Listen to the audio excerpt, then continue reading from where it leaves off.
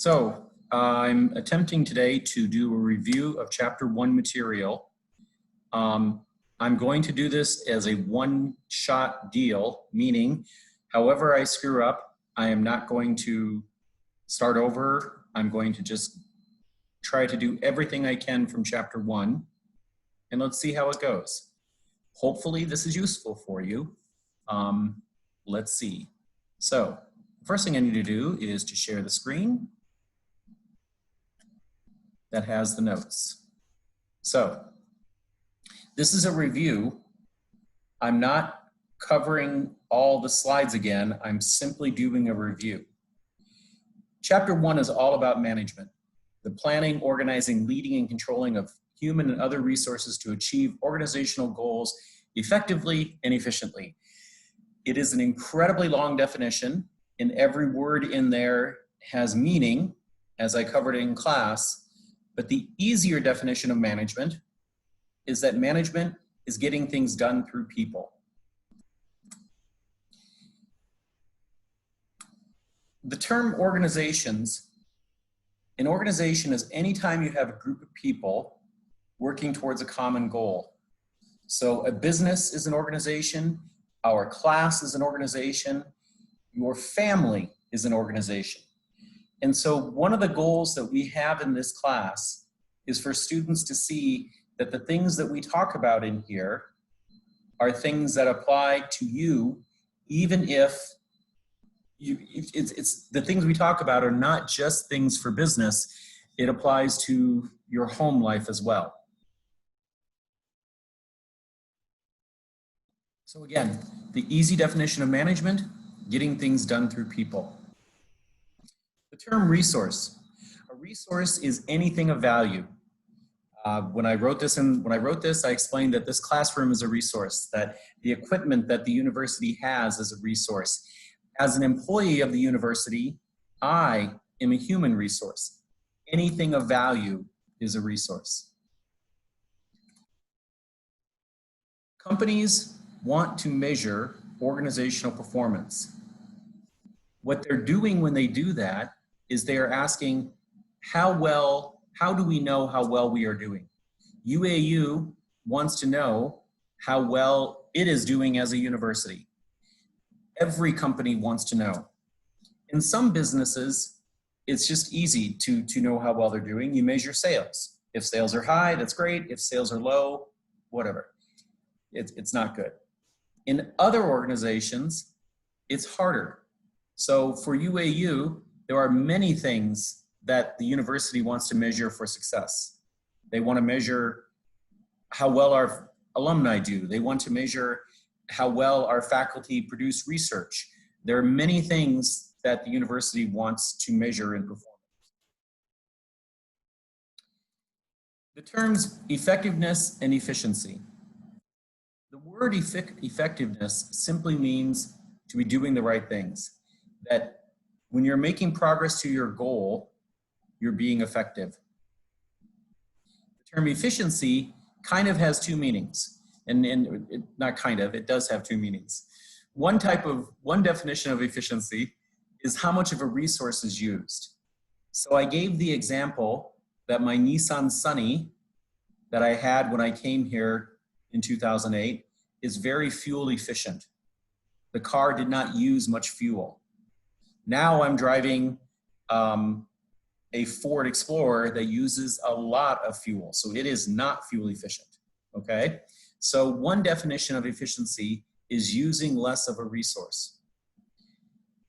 Another definition of efficiency is doing something quickly.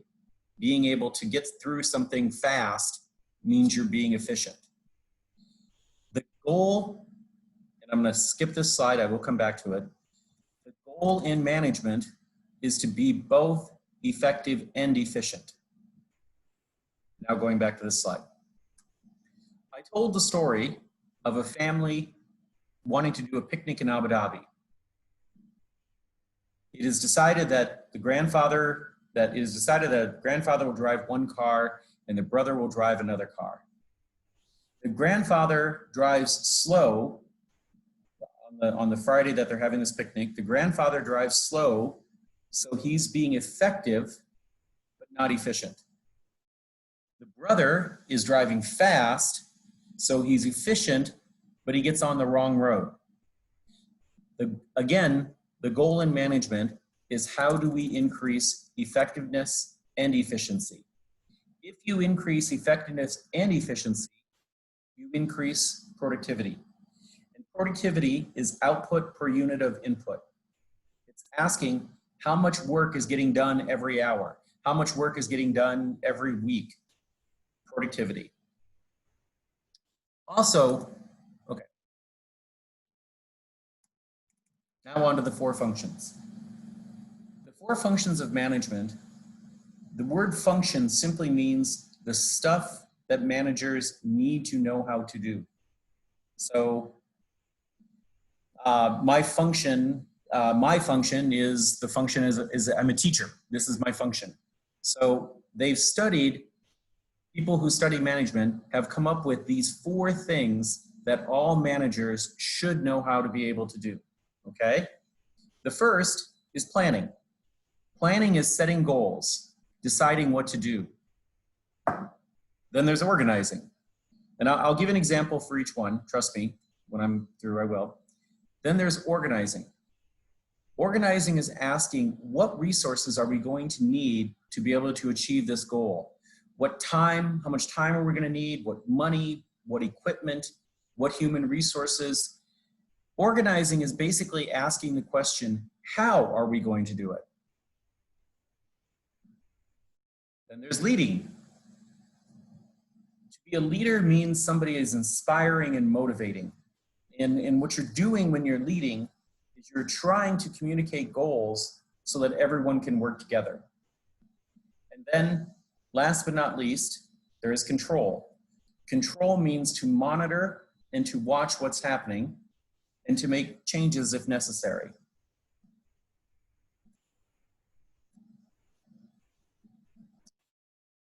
I also talked about benchmarks. Benchmarks are where you compare your performance either to what was in the plan or you compare it to your competitors. So the example I gave in class is that if you think of it, the beginning of the class, we are here, and throughout the class, we have quizzes and midterms and other things, and then we have the end of the semester. Benchmarks are where you set a goal for what you want, and then you measure your performance. Are we achieving that goal or not? So the example I gave is that if a student wants to get a B in the class, if your goal is to get a B, and you take that first quiz and you score 7 out of 10, a 7 is a C.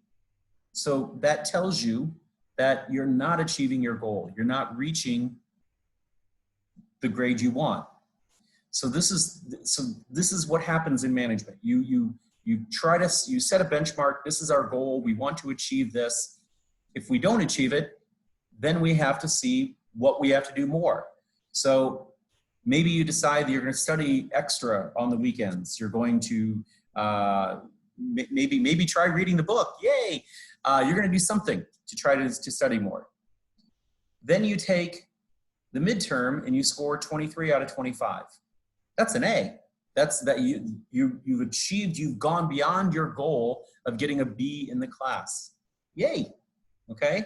So again, benchmarks compare your performance to what you planned, or it compares to competitors. So if your plan was to get a B and you only score a 7, then you would be very sad. I'm not achieving my goal. But also you compare to your competitors and your classmates, maybe not so much in this culture as in my culture. In my culture, your classmates are the competitors. But if you score a 7 and you find out that everyone around you scored a 5 or a 4, and suddenly your 7 sounds pretty good. So anyhow, I've spent more time talking about benchmarks than I should have.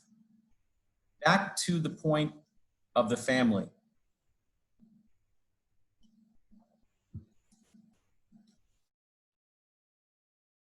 In this class, our goal is for you to understand that the things we talk about are things that you can apply to your own life. So the decision for the family to go to Abu Dhabi, that is planning. Deciding that the brother drives one car and the grandfather drives another car, that is organizing.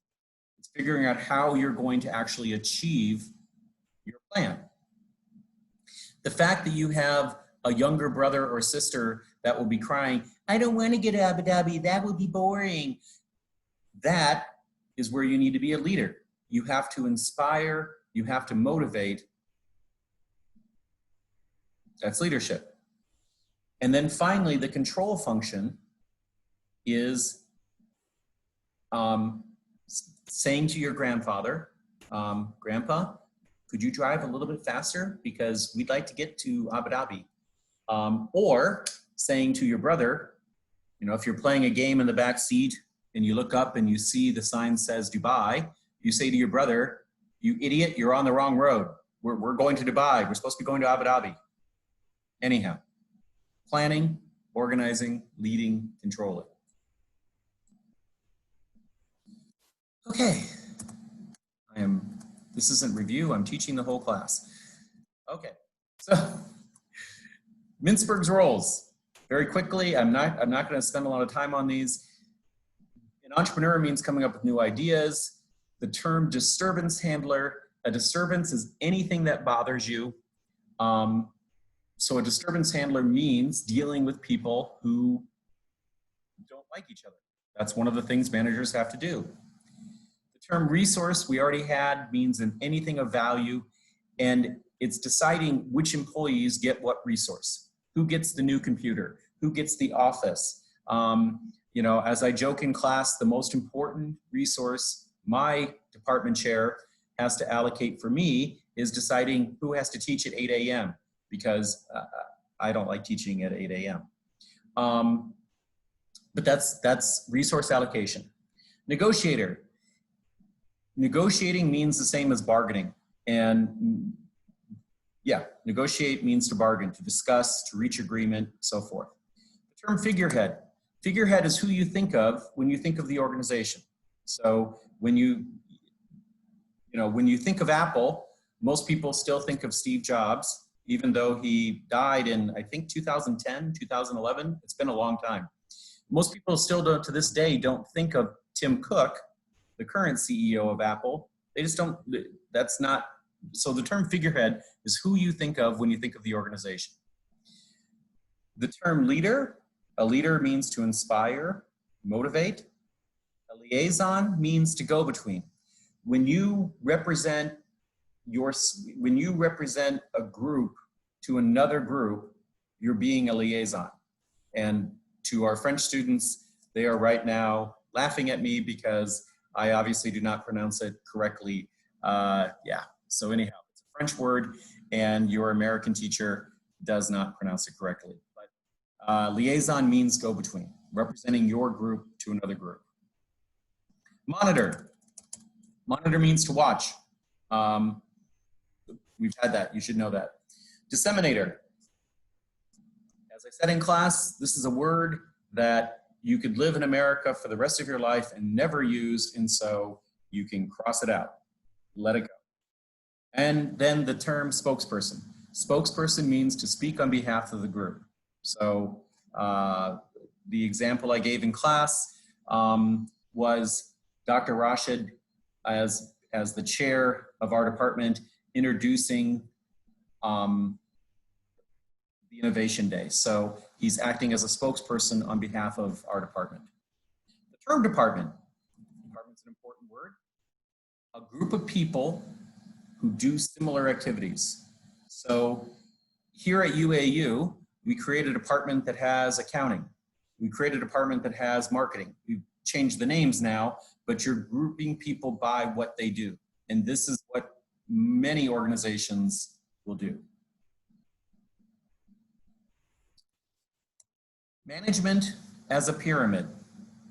management is, we show these things as a pyramid in class and in management books because it's the idea that at the bottom of the pyramid, there are a lot of people. And every level you go up, there are fewer and fewer people. Also, I discussed that the skills that are needed at the top are conceptual skills. Conceptual skills, all areas of management need these skills. Conceptual skills, human skills, and technical skills. Conceptual skills are the ability to see the big picture, to plan for the future. Human skills are dealing with people. Technical skills are job specific, being an expert in an area. So the example I gave for conceptual skills was the CEO of the largest bank in my state giving a speech saying that he couldn't do most of the functions at the bank. His point was he's not getting paid to do things like take loans and things like that. As the CEO, he's planning for the future. So that's the point, that the skill that top management needs most is conceptual. Middle management, because they are basically taking orders from above and trying to translate them to people below, the skill they need the most are human skills. And first line managers, the skill they need the most are technical skills.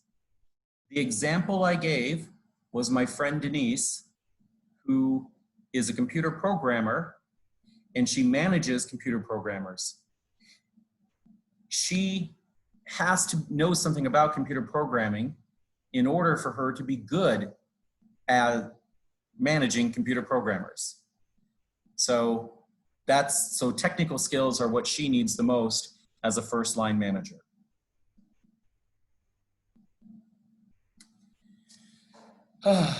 Core competency. We're going to get through this. You have the ability to pause at any time and walk away and replay this video. I honestly don't know how to put videos together, so I have to do this as one thing, and we're going to get through it all. Okay, core competency. A core competency, the word core means at your center. This is your core. The word competency means what you are good at. So a core competency is what you do really well.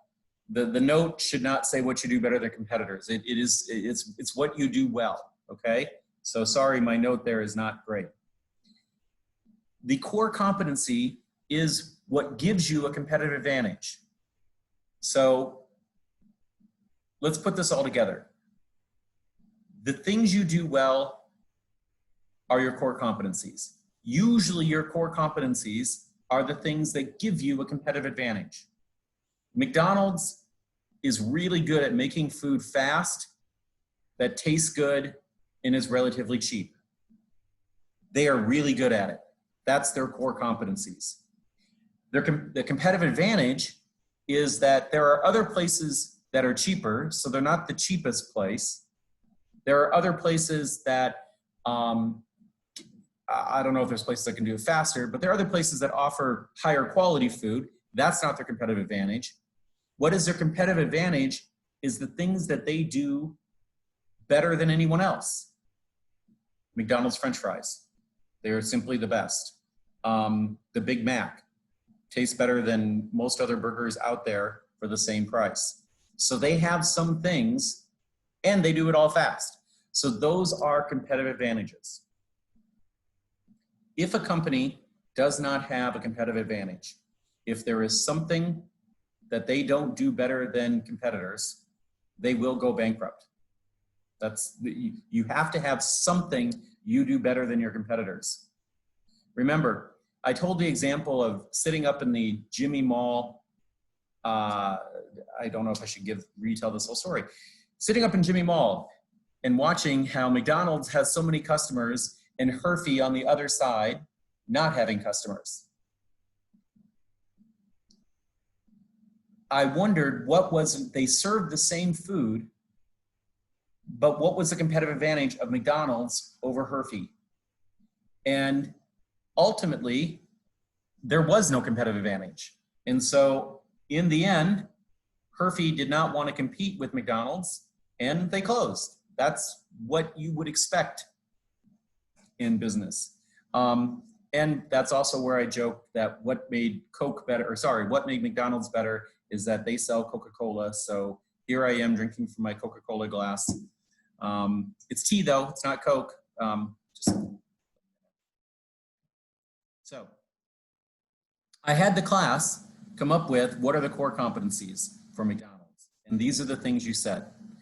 That they get food fast, that they have all these things, we brainstormed this in class.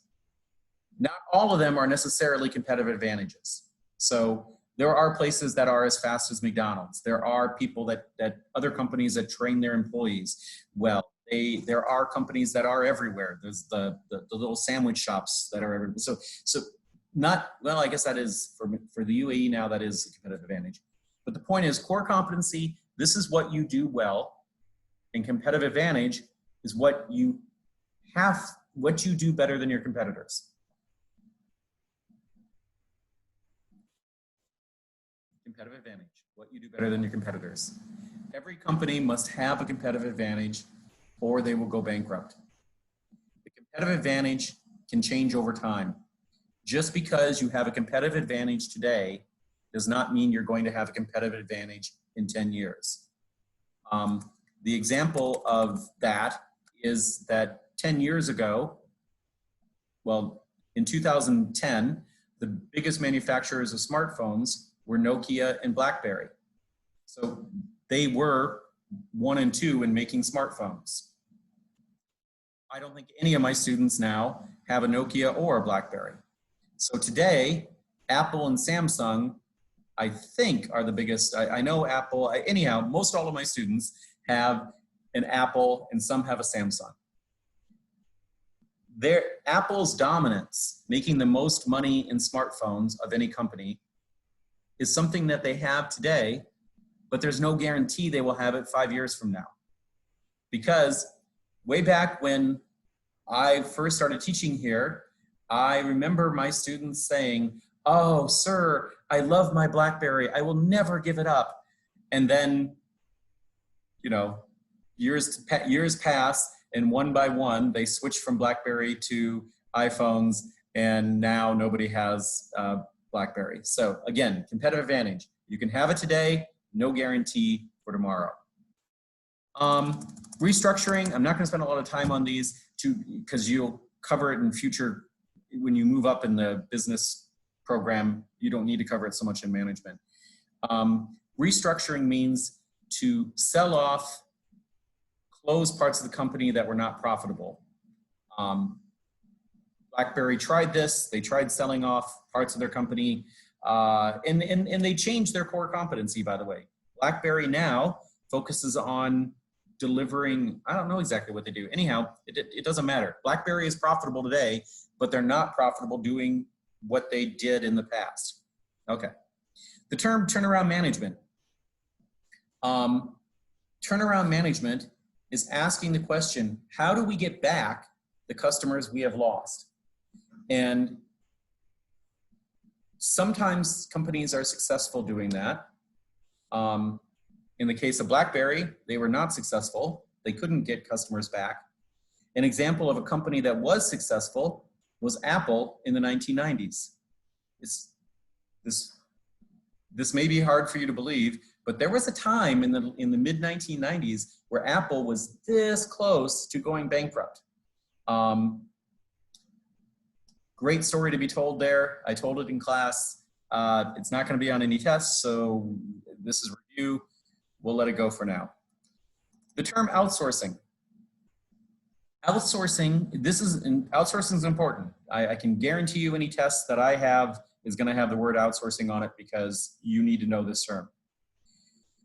Outsourcing means to hire another company to do something for you.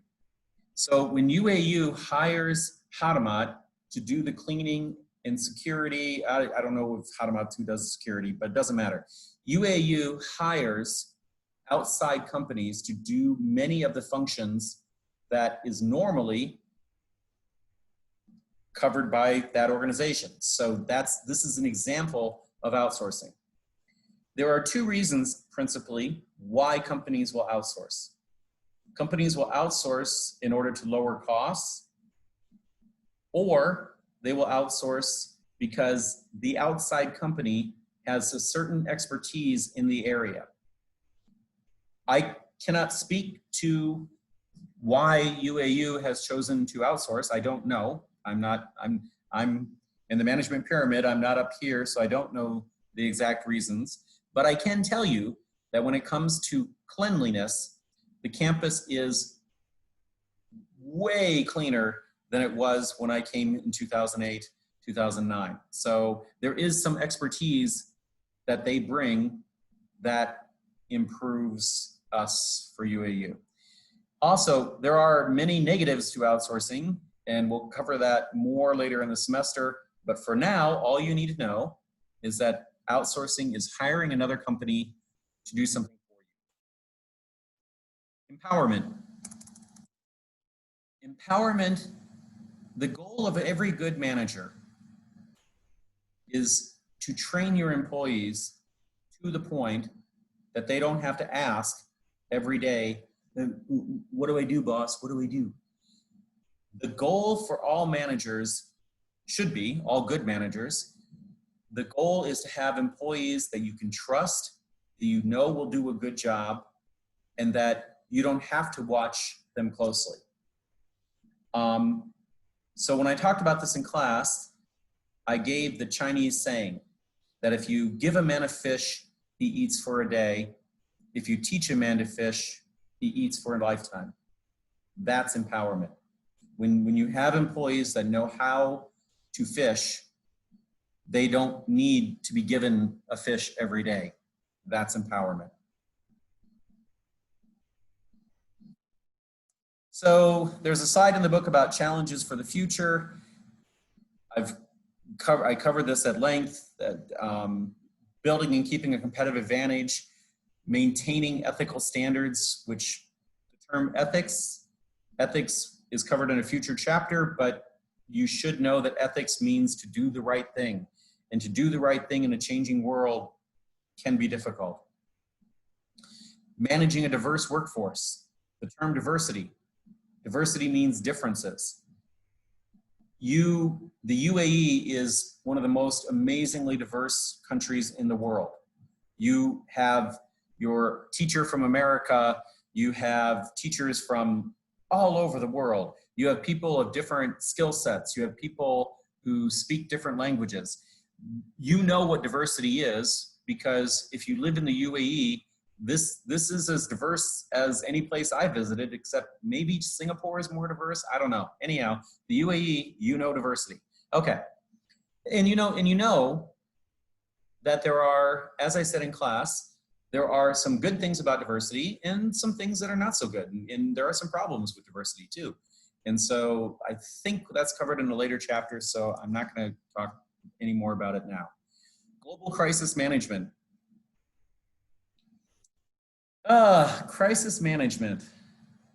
The whole fact that I'm doing this video, because we are now online. We are not in the classroom. So we are trying new things to get through a crisis.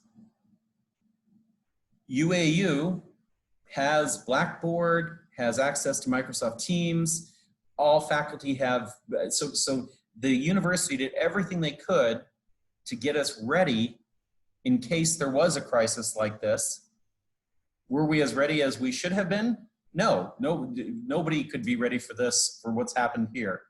But the idea of global crisis management is that you try to prepare for bad things happening. And this note was made, you'll see the note at the date on the bottom, back in September of 2019, I made this note. And here we are in 2020, definitely dealing with a crisis. The term innovation, I think we're almost done. The term innovation means to have new ideas, new ways of doing things. The term innovation is a verb. So you know that an entrepreneur is somebody who starts new businesses, comes up with new ideas. What entrepreneurs are doing is called innovation. So innovation is a verb. Well, actually, I don't even know if it's a verb. Sorry, I don't teach English. Innovation means what you're doing. And I hope it's a verb. And I hope my English friends will confirm that I'm not an idiot. Okay. I don't know how long this is at this point, but we've finished everything in the chapter. I hope this is recorded everything. I hope the sound levels are good. Did I test any of that in advance? No, I did not. So I hope this was valuable. We'll see.